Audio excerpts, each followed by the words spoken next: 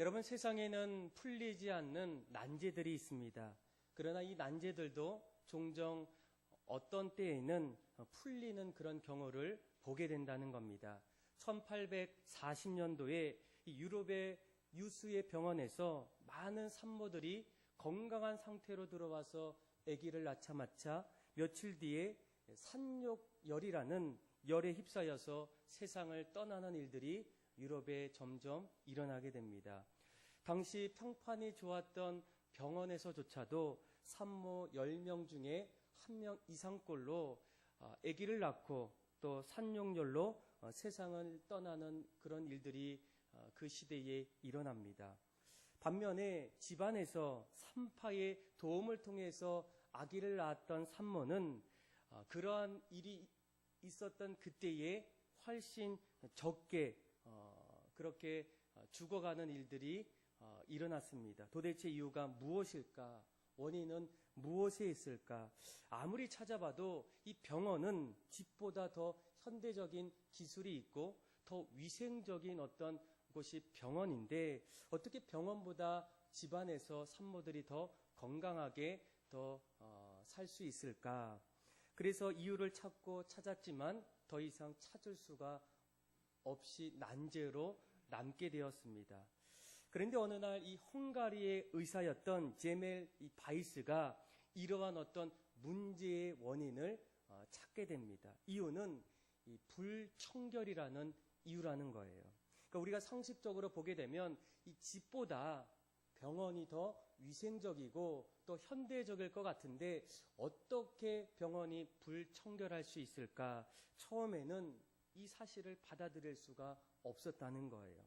그런데 그 당시에 이 병원의 의사들은 여러 이렇게 진료를 받을 때에 환자들을 치료하는 것도 있었지만 그 시체들을 또 해부하고 또 연구하는 일을 하다 보다 보면 또 산모들이 아기를 갑작스럽게 그렇게 낳는 경우가 있다 보니까 해부한 손으로 산모의 어떤 출산을 도왔던 적이 있었다는 거예요. 그러다 보게 되면 결국 1840년도에 일어났던 가장 큰 어떤 죽어가는 난제의 이유는 손을 제대로 씻지 않았던 거기서부터 출발했다는 거예요. 그래서 여러분들도 평소에 손을 씻는 일이 참으로 중요하다는 겁니다. 그런데 이 성경에도 성경의 난제들이 과연 있겠습니까? 우리가 성경을 읽다 보면 어느 말씀은 아무리 성경을 읽다가도 이해되지 않거나 또 받아들이지 못하는 그런 말씀이 있습니다.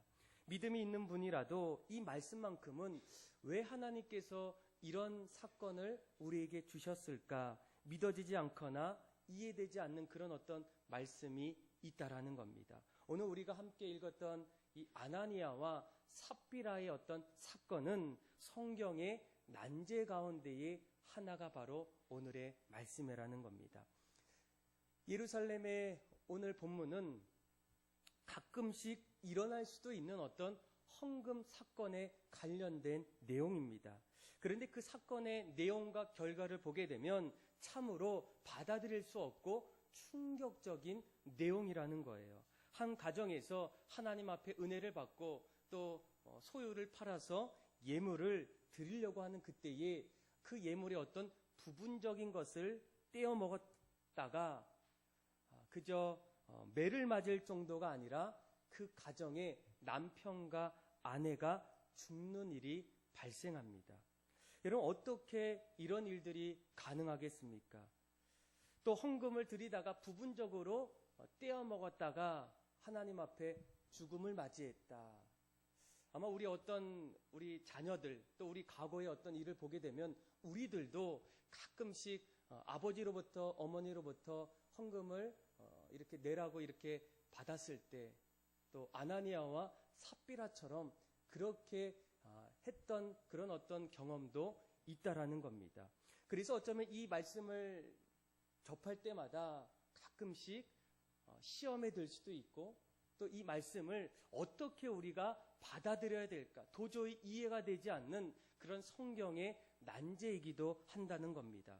우리가 알고 있는 하나님이시라면, 그래서 그 하나님이 사랑하시고 또 자비가 많으시고 긍휼이 많으신 분이라면 혼은 낼 수도 있어도 어떻게 그 가정의 생명을 앗아가는 그런 어떤 일까지도 하실 수가 있을까라는 어떤 그런 퀘스천이 마음속에 들 수가 있다라는 겁니다. 여러분들이 이 말씀을 어떻게 바라보십니까? 그런데 오늘 말씀을 잘 보시면 이 말씀은 단순히 하나님의 것을 이 도둑질한 관한 어떤 그런 문제이기보다는 그 안에 어떤 더 큰 영적인 문제가 들어있다는 겁니다.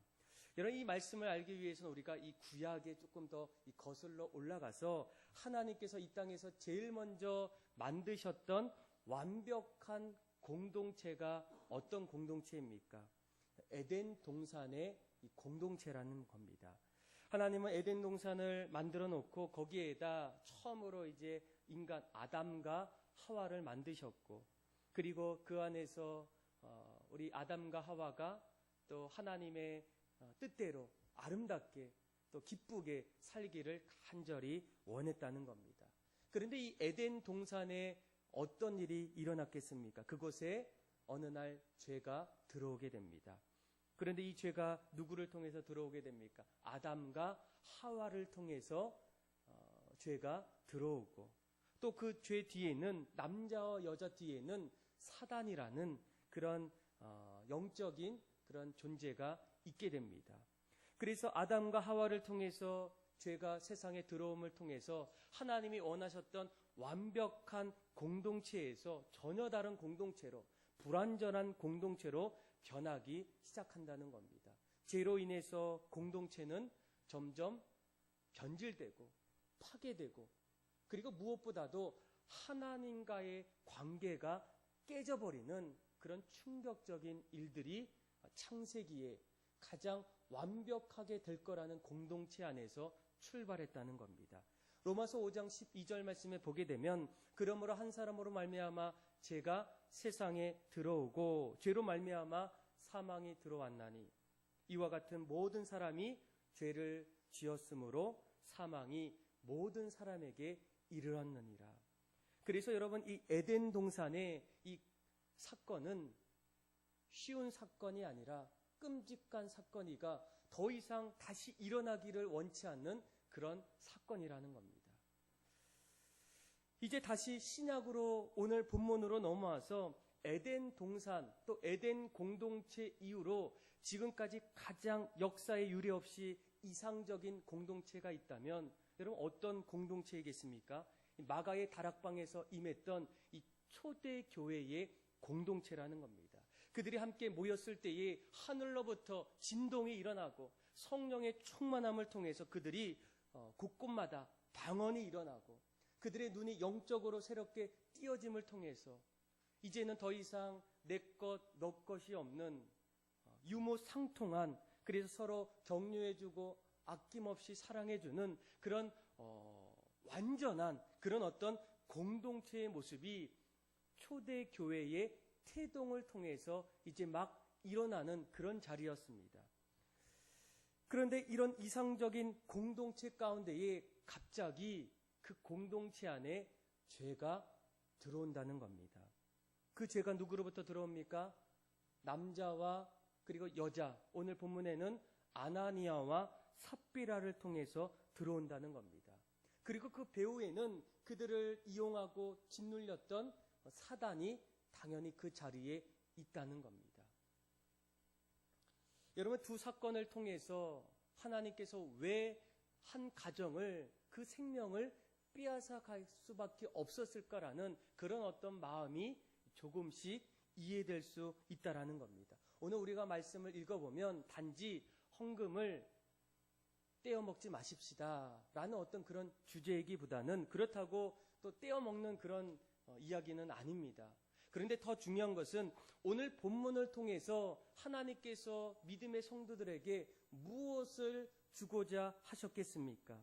아마 가장 완전한 공동체를 이루고 싶을 때에 그곳에서도 보이지 않는 영적인 실체의 어떤 전쟁이 일어나고 있다는 겁니다. 오늘 사건은 단순한 사건이 아니라 하나님께서 강력한 성령의 역사를 통해서 새로운 그런 이상적인 이 공동체를 만들기를 원하는 그때에 사단을 통해서 가증스러운 어떤 두 부부의 모습을 통해서 갑자기 그 공동체의 모습을 변질시키고 깨트리고, 그리고 더 이상 성령의 불길이 타오르지 못하는 그런 시점의 자리에 놓여 있었다는 겁니다. 이 사실을 누구보다도 알고 있었던 하나님의 마음이라면, 그래서 많은 이 성경학자들은 이 부분을 우리가 주로 이렇게 한자 성어 가운데에 이런 게 있어요. 일벌백계라는 한자 성어가 있습니다. 무엇이겠습니까? 한 사람이나 한 가지 죄가를 엄하게 벌줌을 통해서 여러 사람에게 경계함, 또 긴장하고 다시 기준을 올바르게 세우기 위한 그런 일로 일벌백계라는 그런 사자성어가 있다라는 거예요. 그래서 지금 일어나는 일들을 통해서 물론 아나니아와 삽비라의 개인적인 가정에게는 너무나 안타깝고 마음이 슬픈 그런 일일지도 몰라도, 오히려 이런 일을 통해서 그 당시의 초대교회가 다시 한번 교회를 세울 때에 순결한 순수성을 유지할 수 있었고, 또 온 유대와 사마리아와 땅끝까지 순수하게 복음을 핍박 가운데서도 어려운 가운데서도 마지막까지 복음을 증거할 수 있는 초석의 시작이 되었다는 거예요.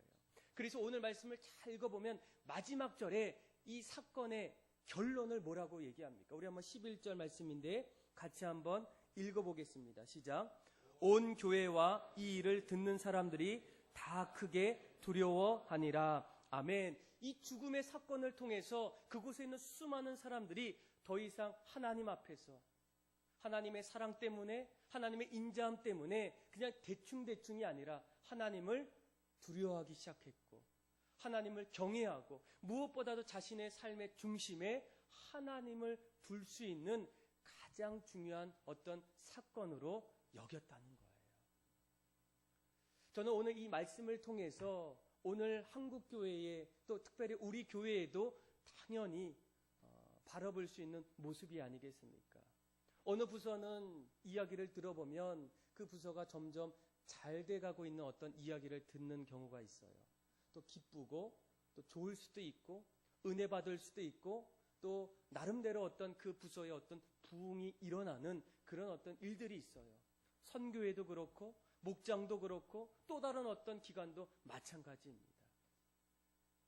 그런데 이런 좋은 분위기 속에서도 어쩌면 오늘 본문처럼 정말로 이 공동체가 한순간에 깨질 수 있는 위험성이 늘 주변에 있다라는 거예요.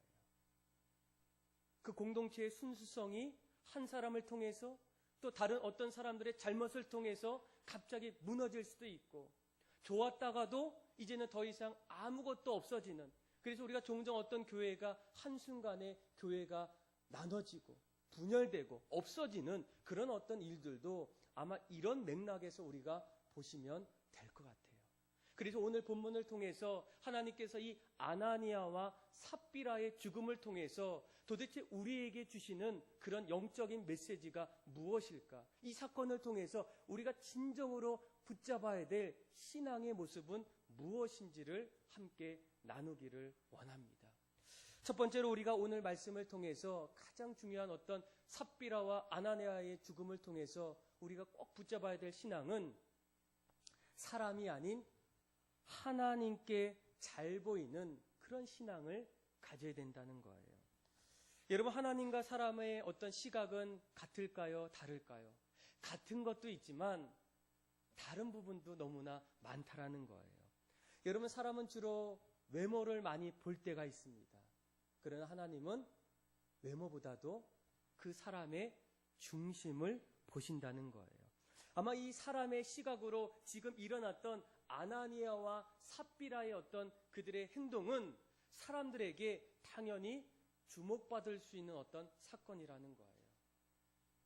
자신의 소유의 그 일부를 하나님 앞에 드리게 됩니다. 정말 우리가 물질을 하나님 앞에 드린다는 것은 쉬운 일이 아니에요.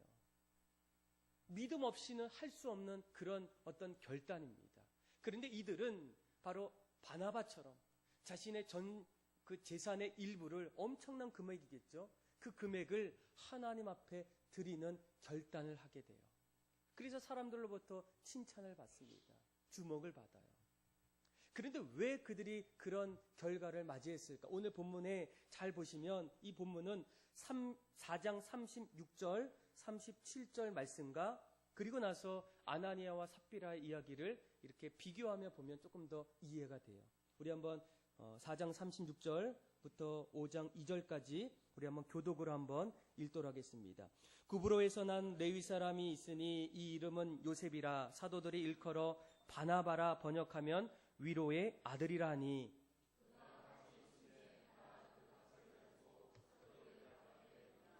아나니아라 하는 사람이 그의 아내 삽비라와 더불어 소유를 팔아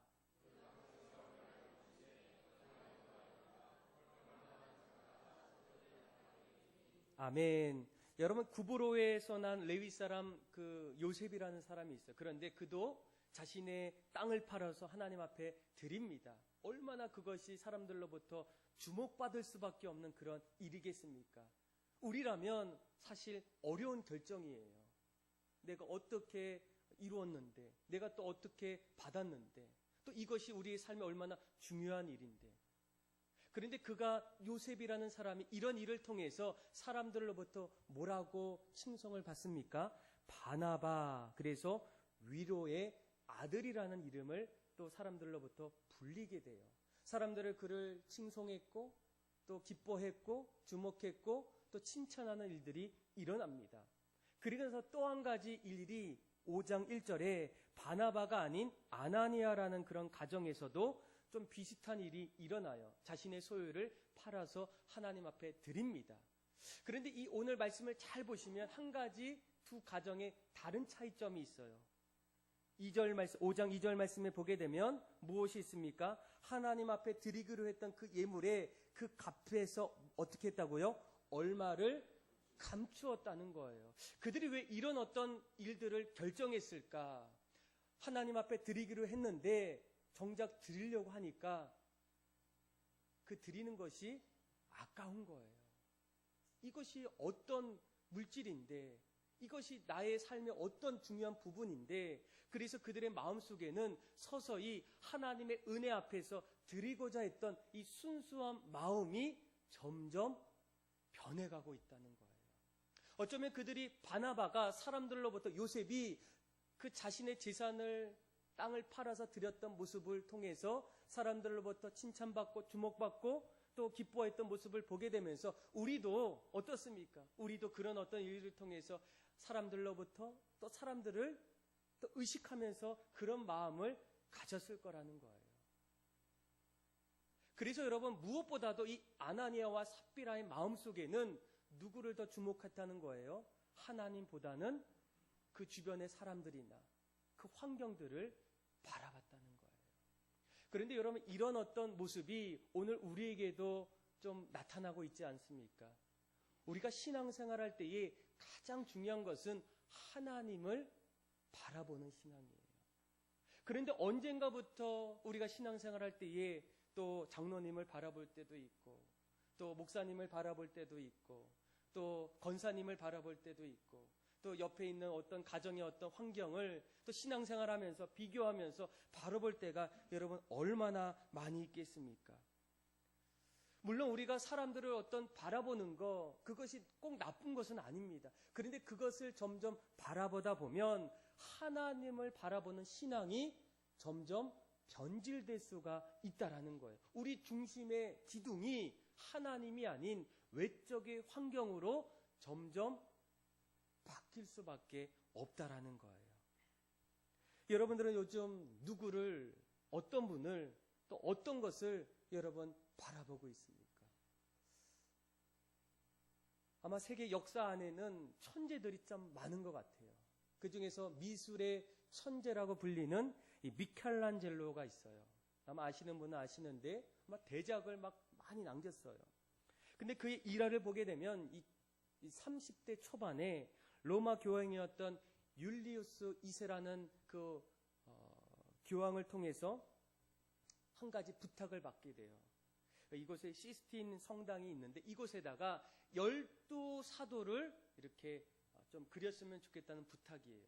여러분들이 성지순례 유럽으로 가시면 이 성당 안에 깜짝 놀라는 것은 성당에 이 그림이 있어요. 교회에 그림이 있는데 이 그림은 그냥 우리가 이렇게 요즘에는 이렇게 걸어 놓는데 그 당시에는 이 벽에다가, 교회 벽에다가, 그리고 벽에서 끝나는 것이 아니라 땅에다도 있어요. 이 바닥에다도 있고 이 천정에도 있어요. 근데 그가 그 그림을 그리면서 이 12사도뿐만 아니라 창세기에 나오는 그런 1장부터의 내용들을 가지고 400명의 사람들을 이제 막 그리는 거예요. 근데 이 그림을 그리는데 한 며칠 걸렸겠습니까? 한 달, 두 달 아니에요. 무려 4년이라는 시간이 걸렸어요. 그런데 이 4년을 꼬박 이제 하고 나서 나오다 보니까 마치 사람들이 예레미야처럼 30대 중반인데 이 사람의 어떤 모습이 너무나 늙고 지쳤던 어떤 그런 모습을 보게 되었다는 거예요. 그 정도로 혼신의 힘을 다했다는 거죠. 근데 그런 어떤 작품을 통해서 여러분들이 잘 알고 있는 것처럼 최후의 만찬, 또 천지창조, 다윗상, 어떤 이런 것을 만들게 되는데, 그리게 되는데 더 중요한 것은 그 사람의 어떤 자세라는 거예요. 그가 그 부탁을 받고 이제 그 성당 교회에다가 그림을 그리는 그때의 어떤 사람의 하루는 이렇게 보니까 혼자서 열심히 그리는데 너무 지나칠 정도로 너무 열심히 이렇게 그리고 있었더래요. 그래서 그에게 다가가서 이렇게 얘기합니다. 아니, 지금 아무도 당신을 보는 사람, 주변에 아무 사람이 없는데 왜 이렇게 열심히 합니까? 그런데 그가 그때 말했던 대답이 너무나 유명한 말이에요. 그가 이렇게 얘기합니다. 지금도 하나님께서 보시고 계십니다. 그러니까 다른 사람들은 몰라도 지금 내가 이렇게 하고 있는 일들에 대해서 하나님이 나의 모습을 보고 계시다는 거예요. 여러분, 우리가 신앙생활할 때에 여기 계신 분들 중에는 어떤 사역하시는 분이 있어요. 교회를 세우는 일에 함께 하시는 분이, 선교회, 목장, 또 여러 가지 교육부서, 또 중보기도팀, 이런 모든 것들이 있을 때 여러분, 그때마다 우리가 마음속에 꼭 가져야 될 것이 무엇이겠습니까? 늘 하나님이 나를 주목하고 계시다는 거예요. 나를 지금도 보고 계시다는 거예요. 여러분, 우리가 봉사하고 헌신하는 가장 큰 동기가 여러분 누구 때문입니까? 주님의 그 값없는 사랑이 우리 인생을 새롭게 변화시키고 너무나 감사하고 감격해서 우리가 주님 앞에 내 마음을 드리는 것이 아니겠습니까? 그때에 누가 우리를 보고 있습니까? 하나님이 우리를 주목하고 계시다는 거예요. 저는 여러분들이 어떤 일을 할 때마다, 어떤 자리에 있을 때마다 이 미켈란젤로의 고백처럼 지금도 하나님이 나를 보고 계십니다. 그리고 나는 늘 하나님 바라보며 살겠습니다. 이런 고백이 오늘 아나니아와 삽비라의 죽음을 통해서 우리가 도전받고 또 닮아가는 그런 주님의 말씀이 다 되기를 주님의 이름으로 축복합니다. 두 번째로 이 아나니아와 삽비라의 사건을 통해서 우리가 꼭 붙잡아야 될 신앙의 두 번째는 무엇이겠습니까? 여러분, 우리가 신앙생활할 때에 이 마음속에 사탄의 생각이 아닌 성령으로 충만하기를 사모해야 된다는 거예요. 여러분들은 요즘에 어떻게 지내십니까? 또 여러분들의 가정, 또 직장에서 과연 여러분들의 생각처럼 그렇게 잘 되고 계십니까? 아마 어떤 분이라도 날마다 내 가정, 회사, 또 내가 있는 그 자리에서 또 자녀는 부모와, 부모는 또 아버지, 어머니와 늘 화목한 가정을 원한다는 거예요. 직장에 가게 되면 상사와 또 동료와 늘 돈독한 관계를 원한다는 거예요. 내가 있는 그 자리에서 날마다 좋은 관계를 맺기를 원한다는 겁니다. 그런데 사실 현실을 보게 되면 여러분 어떻습니까? 잘 됩니까? 안 됩니까? 잘 안 될 때가 너무나 많아. 내 생각대로 안 될 때가 너무나 많은 게 오늘날의 내 삶의 현실이라는 거예요.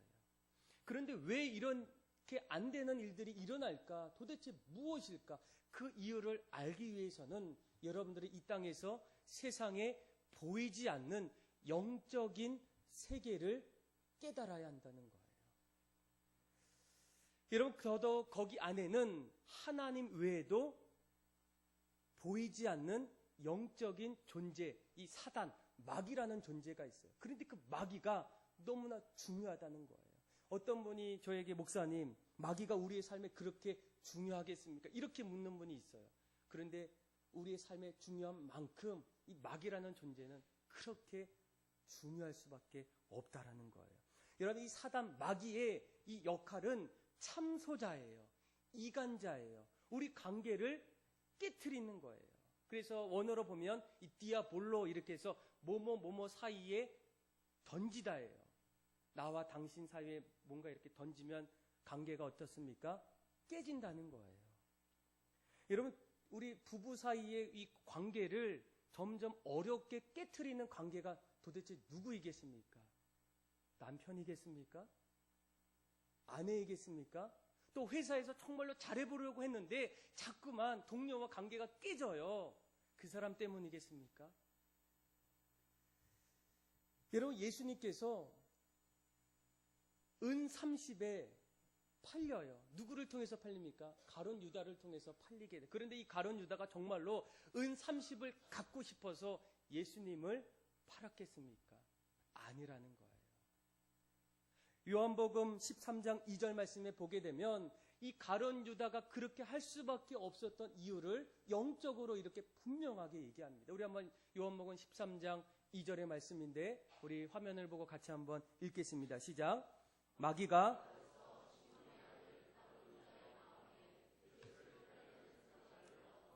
아멘. 여러분, 예수님 무엇을 말하면 누가 예수님을 팔았습니까? 물론 가룟 유다가 팔았어요. 그러나 그 마음을 조종했던 그 마귀에 의해서, 사단에 의해서, 그래서 여러분, 가룟 유다는 결국 그 일을 끝내고 난 이후에 자신의 어떤 행동을 받아들일 수가 없는 거예요. 내가 왜 그렇게 했을까? 내가 왜 그렇게 실수했을까? 결국 그는 목매어 자살하고 마지 않습니까? 오늘 본문도 여러분 마찬가지예요. 오늘 아나니아와 삽비라가 하나님의 은혜 속에서 그가 하나님 앞에 헌금을 열심히 드리려고 하는 그때에 이런 어떤 일이 일어납니까? 우리가 3절과 4절인데 우리 같이 한번 읽어보도록 하겠습니다. 시작. 베드로가 이르되 아나니아야 어찌하여 사탄이 내 마음에 가득하여 내가 성령을 속이고 땅값 얼마를 감추었느냐? 땅이 그대로 있을 때에 내 땅이 아니며 판후에도 내 마음대로 할 수 없더냐? 어찌하여 이 일을 내 마음에 두었느냐? 사람에게 거짓말한 것이 아니요 하나님께로다. 아멘. 여러분, 시간이 좀 지나면 그런 거짓말은 다 드러납니다. 그런데 그때에는 그 사실을 깨달을 수가 없다는 거예요. 자꾸만 사단이 내 마음에 들어와서 내 마음을 지배하고 조정하기 때문에 이런 실수가 그 안에 있다라는 거예요. 물론 사단의 마음이 없더라도 우리 마음에는 내 생각이 있어요. 그런데 이 생각은 어떤 생각입니까? 자기 중심의 생각이에요. 그래서 성경은 육체의 정욕, 안목의 정욕, 이생의 자랑 이렇게 말합니다. 그런데 그 뒤에 사단이 내 마음에 찾아오면 여러분, 내가 하고 싶어도 하기 싫어도 어떤 일이 일어나겠습니까? 뜻밖의, 뜻하지 않는 일들이 내 모습 속에 나타날 수밖에 없다라는 거예요. 그래서 사단이 내 마음을 지배할 때, 또 내 욕심이 내 삶을 지배할 때에 이것을 이길 수 있는 한 가지가 있다면 성령님이 내 안에 찾아오셔서 내 삶의 주인이 되어주실 때 이제는 내가 한 것이 아니라 내 안에 그리스도께서 하시는 그런 믿음의 성도가 될 수 있다라는 거예요. 그래서 여러분, 우리가 말씀을 성령 충만하기 위해서는 말씀을 가까이 하셔야 돼요. 어디에서든 교회 안에서든 우리가 말씀을 배울 수 있는 그런 자리가 있다면 그 말씀 자리에 여러분들 가셔야 돼요. 그러지 않고서는 우리가 성령으로 충만할 수가 없다라는 거예요. 그리스도의 말씀이 내 안에 풍성히 거할 때에 우리가 날마다 시로 찬미로 하나님 앞에 영광 돌리는 일들이 우리 가운데에 일어날 수 있다는 거예요. 또 우리가 기도하지 않으면 여러분 성령 충만할 수가 없다라는 거예요. 그래서 예수님도 어떻게 합니까? 시험에 들지 않게 깨어 기도하라. 마음에는 원이로되 육신은 어떻다고요? 약하다는 거예요. 이러므로 너희는 장차 올 이 모든 일을 능히 피하고 인자 앞에 서도록 항상 기도하며 깨어 있으라는 거예요. 그래서 여러분, 기도의 자리가 반드시 있다면 이곳이 아니더라도 어디든 기도의 자리에 가셔야 된다는 거예요. 목장이든 선교회든 또 성가대든 내가 어떤 그 자리에서 날마다 기도할 수 있는 그 자리에 갈 수 있으면 그때에 하나님이 내 안에 오셔서 내 마음을 움직이시고 내가 믿음의 사람으로 살아갈 수 있다라는 거예요. 여러분, 사역도 마찬가지입니다. 내가 사역을 함을 통해서 어떤 일이 일어납니까? 주님의 마음을 알게 돼요. 주님의 손과 발이 되어서 십자가의 그 희생적인 사랑을 이 사역을 통해서 점점 깨닫게 된다는 거예요. 그래서 말씀을 보고 기도하고 또 우리가 하나님 앞에 내 마음과 내 모든 생각을 또 헌신할 때 그때마다 주님이 찾아오시고 내가 성령으로 충만할 수 있다라는 거예요. 여러분, 교회가 어느 한순간에 무너질 수 있어요. 목장도 정말로 완벽하다고 생각하는 목장도 깨질 수 있어요. 선교회도 여러분 마찬가지예요. 우리 선교회는 너무나 좋은 것 같아요. 집사님들, 권사님들 보니까 정말 대단하신 분이. 그런데 그때에 어느 순간에 사단이 어떤 한 사람의 마음을 들어가서 그 공동체를 헤집으면 여러분, 그 순간에 그 공동체는 완전히 부서진다는 거예요. 우리 교회도 예외는 아니라는 거예요. 여러분들의 목장, 여러분들의 선교회, 여러분들의 부서 다 거기에 해당한다는 거예요. 아나니아와 삽비라가 이렇게 자신들이 이런 일들이 일어날 줄 누가 알았겠습니까? 그런데 그 자리에 성령 충만하지 못해서 그들 마음에 사단이 자신의 마음을 끌어당긴다는 거예요. 그래서 저는 여러분들에게 다른 건 몰라도 한 가지 소망하는 것이 있다면 여러분들의 삶이 날마다 성령 충만하기를 원해요. 말씀을 통해서, 기도를 통해서, 그리고 여러분들의 사역의 헌신을 통해서 그 안에서 날마다 하나님 부어주시는 은혜를 통해서 날마다 믿음으로 승리하는 그런 여러분들 다 되기를 주님의 이름으로 축복합니다. 여러분, 오늘 아나니아와 삽비라의 죽음을 통해서 하나님이 우리에게 주시는 영적인 교훈이 무엇이겠습니까? 첫째는 사람이 아닌 하나님을 바라보는 신앙이에요. 사람을 주목하지 않고 하나님의 음성에 주목하는 신앙입니다. 둘째는 마음에 사탄의 생각이 아닌 성령으로 충만하기를 사모해야 된다는 거예요. 그리고 또 한 가지 무엇이겠습니까? 마지막 세 번째는 어떤 일이 있을 때 악한 일이 아닌 선한 일에 맞장구를 쳐야 된다는 거예요. 여러분, 행복한 가정은 어떤 가정이겠습니까? 공통적으로 보게 되면 행복한 가정은 같은 곳, 한 곳을 향해서 가는 가정이 행복하다는 거예요.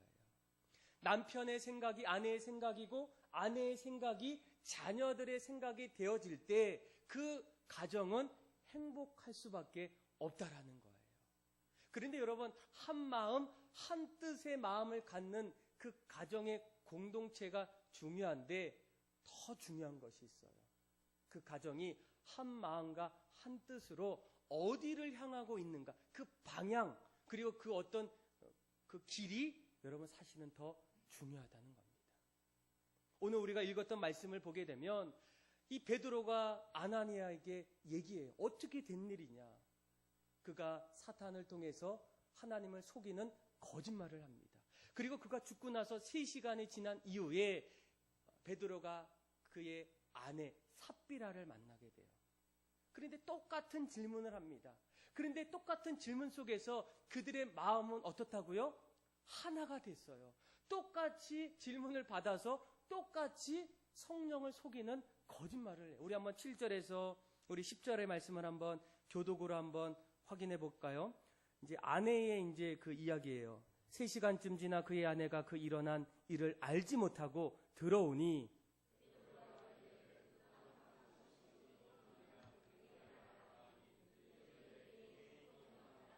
베드로가 이르되 너희가 어찌 함께 꾀하여 주의 영을 시험하려 하느냐. 보라, 내 남편을 장사하고 오는 사람들의 발이 문 앞에 이르렀으니 또 너를 메어 내가리라 하니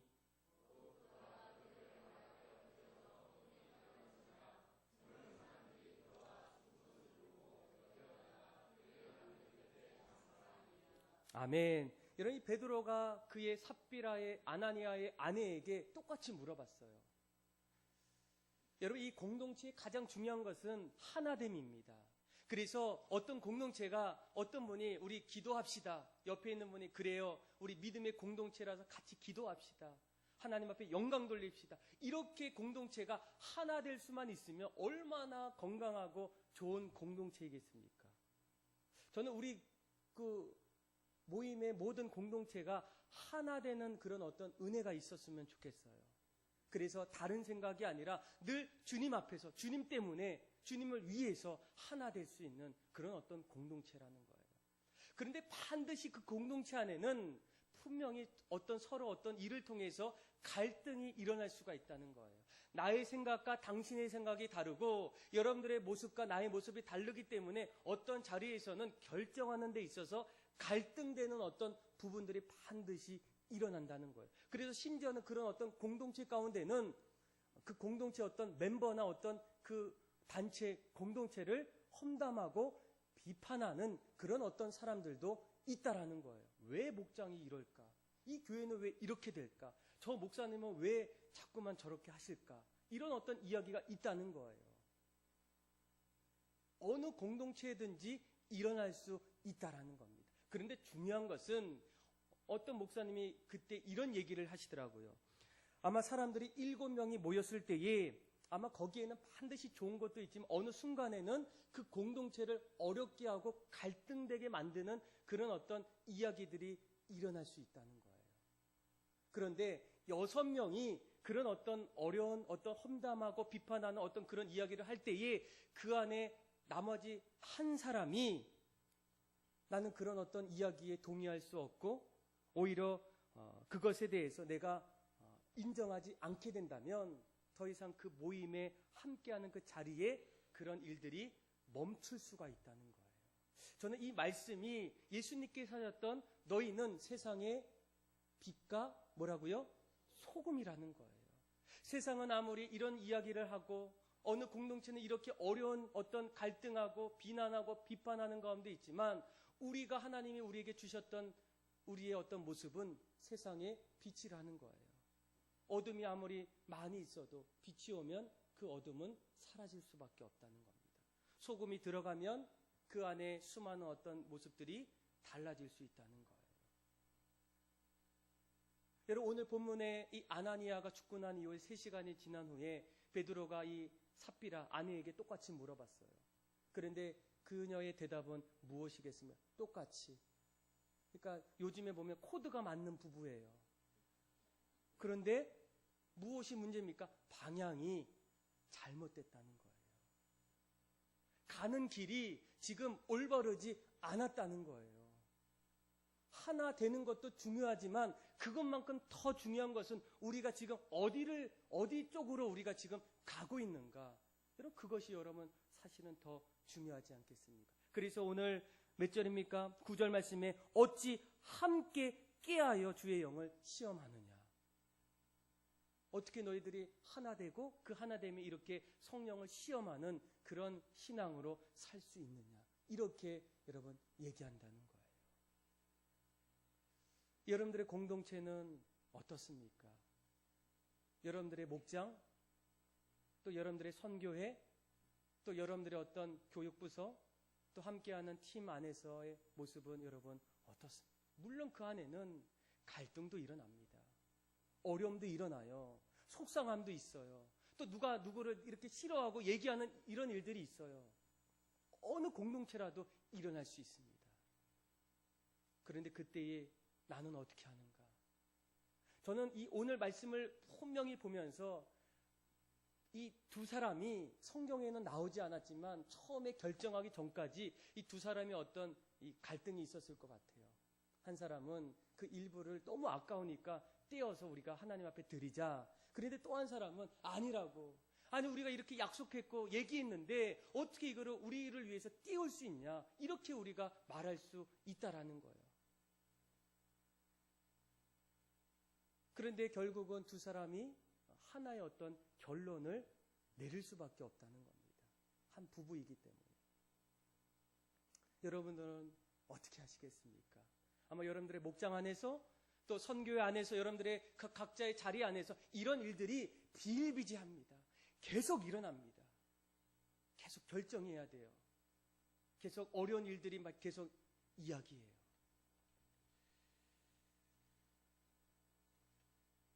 그래서 로마서 12장 1절 말씀에 너희는 이 세대를 본받지 말고 오직 마음을 새롭게 함으로 변화를 받아 하나님의 선하시고 기뻐하시고 온전하신 뜻이 무엇인지를 분별하도록 하라. 그러니까 하나님이 우리에게 주신 말씀이에요. 늘 이런 어떤 공동체의 어려움 속에서도 하나님의 기뻐하시고 선하시고 온전하신 뜻이 무엇인지를 분별해서 믿음의 사람으로 그런 일들을 결정하고 헤쳐나가기를 원한다는 거예요. 저는 얼마 전에 우리 교회에 이제 오셔서 등록하셔서 신방을 갔는데 제가 도전받은 것 중에 하나가 그 가정이 너무나 행복해 보이는 것 같아요. 그러니까 두 사람은 잘 모르는데 제가 그냥 봤을 때는 행복한 가정인 것 같아요. 그리고 부럽다라는 생각도 들고 또 우리 가정도 앞으로 이런 가정이 되었으면 좋겠다라는 그런 어떤 생각이 들어요. 그런데 얼마 전에 이제 그 통화가 이제 전사님께서 얘기를 해주셨는데 목사님, 그 집사님에게 이런 일들이 있었대요. 그게 뭐냐면 그러니까 열심히 이제 회사에서 일하다 보니까 회사에서 이제 포상으로 이제 비행기 티켓이 나왔대요. 그러니까 일을 해야 되는데 일을 너무나 열심히 해서 이제 잠깐 여행을 회사에서 다녀오라고. 그래서 이제 본인은 이제 아내 그 비용만 되면 시간도 또 이렇게 비용도 회사에서 대줘서 갔다 오는 거예요. 여러분 얼마나 좋겠습니까? 그죠? 저한테도 하나 줬으면 좋겠어요. 얼마나 좋은 일입니까? 그런데 그리고 나서 이제 축하할 일이고 좋은 일인데 또 전화를 해보니까 그분이 안 가기로 했대요. 그래서 궁금하지 않습니까? 그래서 왜 안 가기로 했습니까? 하니까 이 티켓이 나와서 날짜를 보니까 그 사순절을 넘어서 이 가는 날짜가 이 부활절 날 겹쳐 있대요. 그러니까 이 신앙으로 좀 고민이 되는 거예요. 이 믿음의 사람들에게 가장 그래도 절기 중에 가장 중요한 날이 어느 날입니까? 부활절이에요. 누구 때문에 예수님께서 이 땅에 오셨어요? 우리 때문에 나를 위해서 이 땅에 오셔서 십자가에서 죽으시고 부활하신 그 놀라운 부활절 날 내가 우리 가정을 위해서 나를 위해서 간다는 것이 마음이 조금은 갈등이 되더래요. 어떻게 해야 될까? 근데 마음은 편치가 않으니까 이것을 아내에게 이제 물어봤대요. 지금 이런 회사에서 이제 이렇게 이제 포상휴가가 나와서 비행기 티켓이 나왔는데 우리가 가면 너무나 좋은데 그 날짜가 지금 부활절 날 이렇게 겹쳐 있다는 거예요. 여러분 어떻게 대답하겠습니까? 가야죠. 이렇게 대답하겠습니까? 그런데 그 아내분이 그 남편의 마음을 듣고 같이 그래요. 다음에 또 기회가 있지 않겠어요? 그리고 나서 두 분이 결정했다는 거예요.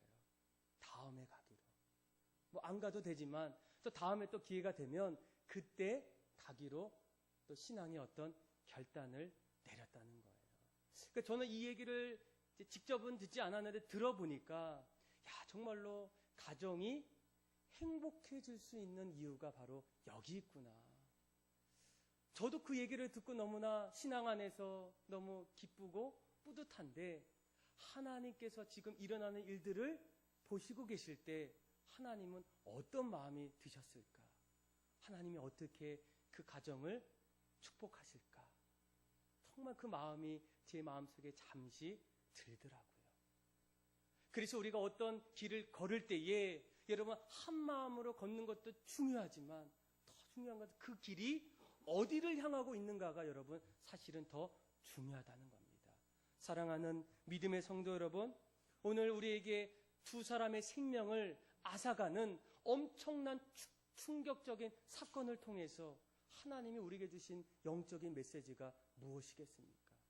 하나님은 우리가 신앙생활할 때에 날마다 하나님을 바라보기를 원한다는 거예요.